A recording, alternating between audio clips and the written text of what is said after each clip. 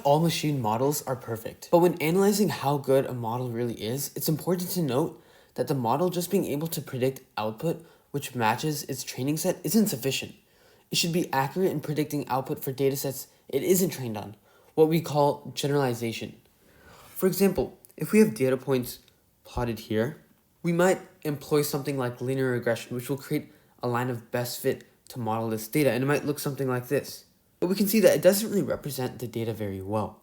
It doesn't fit to the trend of the data, where the trend of the data here is a curve, and we've kind of fit a line through it. So it's not representing it well, and we call this underfit. We might also have a model that's overfit. And what I mean by overfit is that it tries to take into account each data point and make sure like its model matches each data point. So it might look something like this, where it's weaving and making sure it hits all the data points.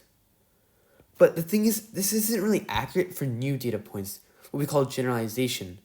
Because it's weaving all around the place, it has a weird trend to it. So when we have a new data point, it might not actually be good at predicting the price of this home. Merely, it's good at predicting the output it's already been given, but maybe not new data points. The model that's just right would look something like this, where it might not necessarily hit all the data points we're given, but it follows a general trend and be good for generalization. So it'd be good for predicting the price of new data points, where we're given the size of homes. This also works for classification. So remember in classification, and specifically in binary classification, we're finding the clusters between data. So an example of an underfit model for classification would be something maybe like this, where it's not really following the trend of the data. You can see that it's separated by more of a curve here, the data points, but we've created like a line, right? So it's underfitting the data. It's not grouping it well.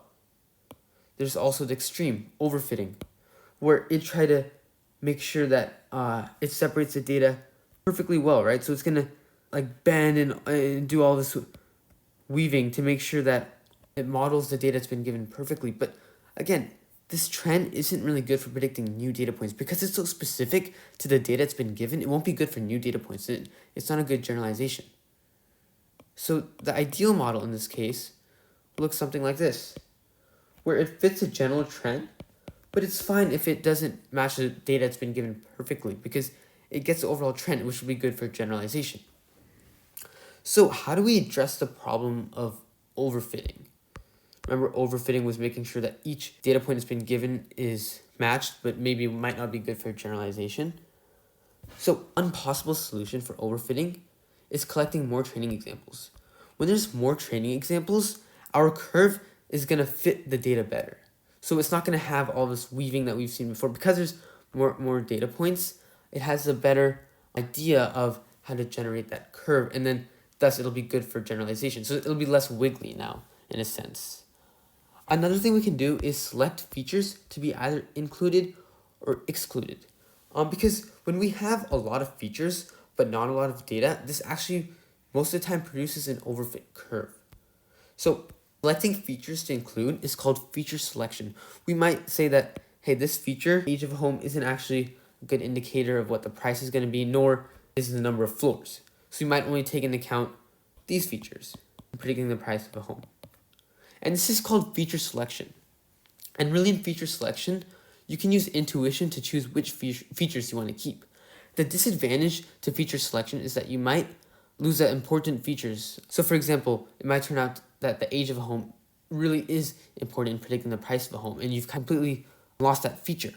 So there's a disadvantage of feature selection too. Another thing we can do, which is probably the most popular, is regularization. So regularization reduces the size of our parameters, wj. So you can see here that these parameters are pretty large. Like we have 385 here, negative 174 here. So it's very much influencing our model's output.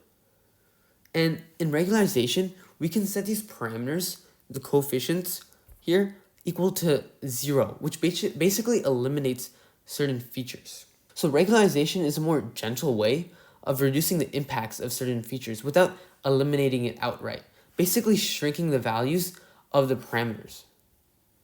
So for example, when we change the parameters here, and now you can see they're much closer to 0, right? So we have smaller values for uj, and now Instead of the wiggly curve we saw before, we have a curve that better fits the trend of the data and thus would be better for generalization.